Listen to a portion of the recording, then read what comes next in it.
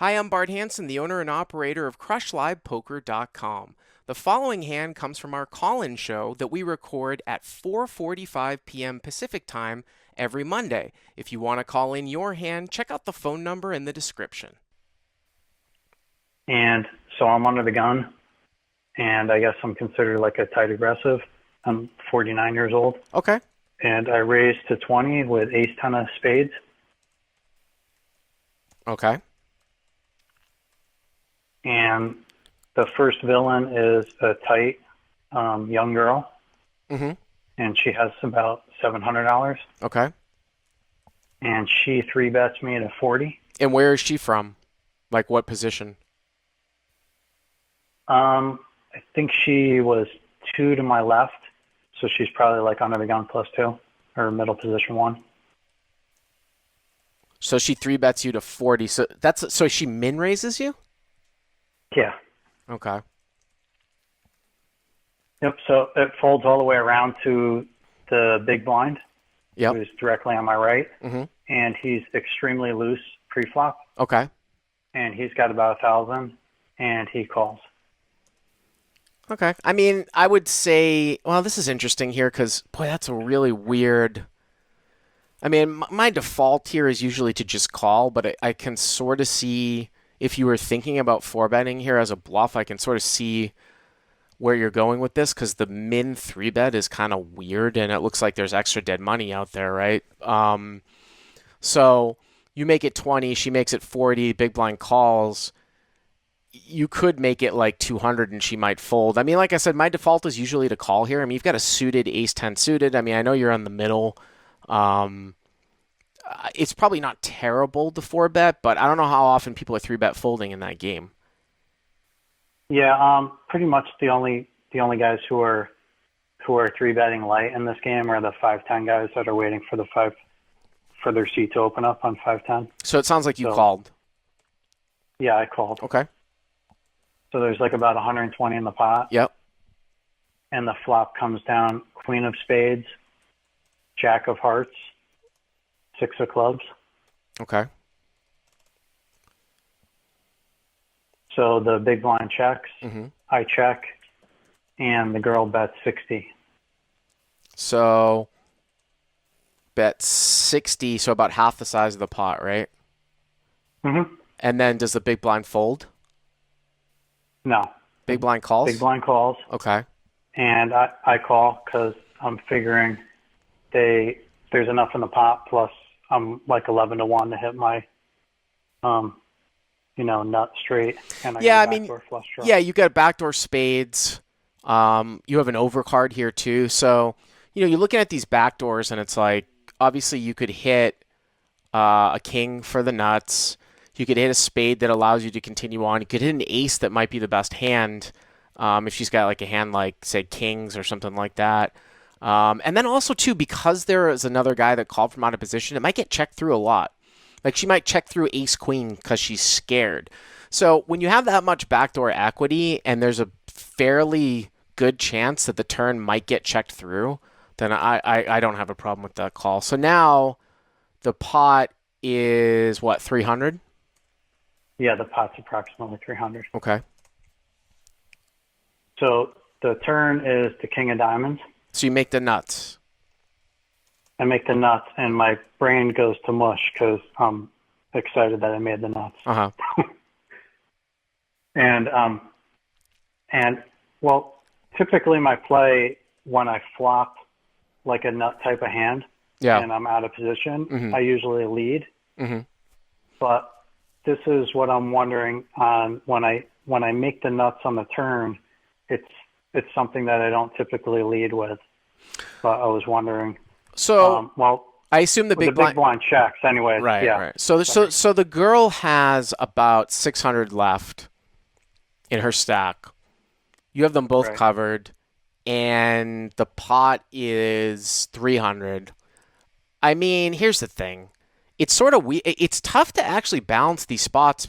When you look at this like on paper, an online player would be like, well, how do you ever like have a donking range in a 3-bet pot? But this is a multi-way 3-bet pot. So it's kind of weird. Like, And I don't know if you would say it's unbalanced to lead, but I would probably lead here. And the reasons are is that like aces, ace king, and ace queen are going to check through the turn a lot.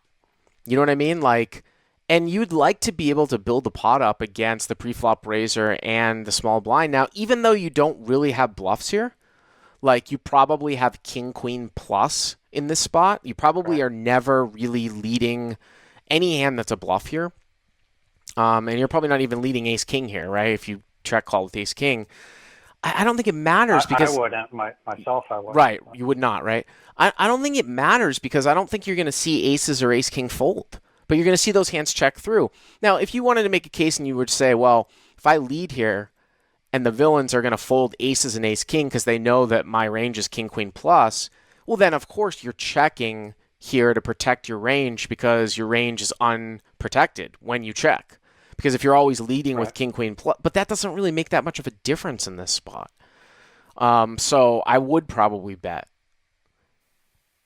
Yeah, that was my dilemma, and I think I probably should have bet, Mm-hmm. and the reason I'm saying that too is it's not like it's like it completed a flush or anything. I mean, it's not really super hidden, but it's a little bit hidden that I have ace ten here. Here's the other thing too. So Here's the other I thing think I too. should have bet. Here's the other thing too, right? So let's say that first of all, it sounds to me like I could be wrong, but it sounds to me like maybe she checks through the turn. But even if she bets, so the pot's 300, right? Let's say she bets like 150 on the turn. So Mhm. she's got like 450 left. And let's say the big blind folds. Like, what are you going to do? Check raising in that spot, I feel like looks a lot stronger than leading. My point is that like I think you're going to get value from more medium strength hands by leading that check through, and you might let somebody off the hook that might even bet fold on the turn, although it's probably unlikely. I just don't know how many hands are gonna. The point is that you look stronger by trying to check raise the turn, and then what are you gonna do? Right. Because are you gonna check call the turn and check the river, and then have it go check check? You're kind of handcuffed by the fact that you're sort of out of position. You know what I mean? So that's why a lot of times I would Right. just lead. Well, and that's why I wanted to call in too, Yeah. because I don't want to be results oriented. Because when I tell you So did what she happened, it's did she bet pretty on the weird. turn? No, she checked the turn. Okay, so yeah. So So she checks the turn. yep, There's still 300 in the pot, yep, and the river is a blank. I forget. I think it was like like three a or four something. of clubs Okay, or something like that. okay, yep, Total blank. uh huh. So the big blind leads out for 100. Leads for 100. Wow. Yeah. So but you're a 1K effective with him, right? Or you start. Yeah. He's got like what 800 left, right? Something like that. Yeah, probably a little less than that. Yeah. I gotta be honest with you. Like I think I go for gold against this guy. When he bets 100 here, what do you think? I'm assuming that these are sort of normal players. That isn't anything out of the whack. But when you look at a guy that flat calls a three bet, I'm talking about configuration, right? This guy flat called the three bet. I know it's a min three bet, right? From the big blind, right? He Right. overcalls the flop. The turn gets checked through on a king, and now he bets 100 on the river. I mean, do you even think he's betting ace king there in that spot? No, I think he's probably betting like two pair plus. Two pair plus, right? 9-10 is out there. Yeah. Sets. I just don't see guys going to be capable really of folding those hands. So I would probably make this like shoving might be a little bit optimistic because of the fact that that's a pretty big shove, but I would probably make it at least 5x. You can't call to like hope the girl calls behind. You got to get value from this guy. Now, like if it had got checked to you, then we've got a question of sizing. But now that he's bet, he's almost always going to have two pair plus. So I'd probably make it 500 here, maybe 450 to 500. Yeah, I probably made my raise too small. I bet 325. Yeah, I want to attack a two pair plus range. Yeah, you're right. Hero makes it 325. Did the girl fold? No, so Okay. this isn't. I mean, it's just funny, but mainly the call was because of the turn Right. action. Mm-hmm. But she called, and the big blind called, and you're not going to believe what they had because she had pocket kings, and he had 10-9 offsuit. And Wow. I almost flipped out, even though Yeah. I was basically up like $3,500 for the day. I basically couldn't believe that I had the nuts and she had the second, and he had the second nuts and she had the third nuts, and I didn't stack both of them. So what's your name, by the way? Gary. Gary. So what you're saying is that if you had breathed on the pot, you would have gotten all the money in on the turn. Yeah, yeah, it's extremely frustrating. Because I had my biggest win by a huge amount, Uh-huh. but you don't get those opportunities too often. So Yeah, you I need to mean, make the money when you like I can. said, I mean, obviously the turn play, whether you want to call it unbalanced or not, it seems, you know, you definitely have an unprotected leading range on the turn, but I don't really know how you have a protected leading range in this particular scenario. With that being said, that's an interesting street. And then the river, though, I think you just made the mistake of not. Maybe you did recognize it, but if you'd gone back and said, all right, this guy has two pair plus, and it's probably like king queen, I can make this Right. larger, and he's going to call. You know what I Right. mean?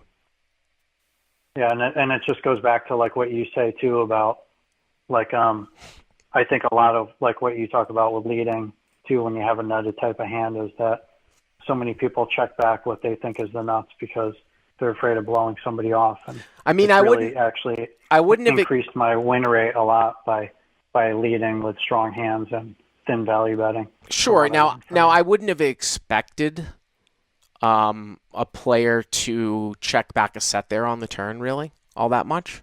I would not have expected that. Although I No, will that's a say, horrible play. actually, I will say though, Gary, obviously you're a CLP sub, right? Yeah. Some of the top section work that we've been doing, talking about blockers and all optimal play and stuff, it's actually, I'm just going to throw just a little side note. Not it's necessarily relevant, and I don't think the girls on this level. It's probably actually better to check back pocket kings on the turn than it is pocket queens or pocket jacks. Can you figure out why? Well, no, not really. Actually, no. Well, because if you, I understand what you were talking about with pocket eights in the last hand that well, you went over because you want to protect your equity a little bit. yeah, but if you've got pocket kings here and the turn comes a king, that means that it's way less likely that somebody's got king 10 or king queen or king jack or something like that, right? That where they're going to have two pair because you block all the kings. But like if I've got Also, you have pocket less queen, hands you can get value from. well, or and there's probably more straights. But now if I've got pocket queens or pocket jacks, now I don't block those king tens, the king queens. I mean, in a three bet pot, it's questionable about those types of ranges. About you shouldn't really have someone have 9-10 there as a cold call out of the big blind. But just as a note, when you're looking at these particular spots, the check with top set actually makes a little bit more sense than having middle or bottom set, given what you think your opponent's ranges are. But I mean, you don't see somebody check pocket kings there all that often on the turn. So, anyways, thanks for the call. Thank you. All right. Hey guys, if you like what you've seen here, please click on the subscribe button and you'll get notified every time we put up a new video. And if you want to check out crushlivepoker.com for the first month free, use the code YTA100. Click on the link right there.